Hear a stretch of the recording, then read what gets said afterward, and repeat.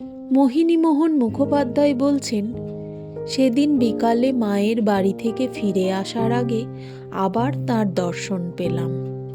আমি জিজ্ঞাসা করলাম, মা, আপনি বলেছেন মন্ত্রটি সকালে ও সন্ধ্যায় অন্তত 108 বার করে জপ করতে, এছাড়া অন্য সময়ও যতটা পারি করতে। আমি কি যে কোনো জায়গায় জপ করতে পারি?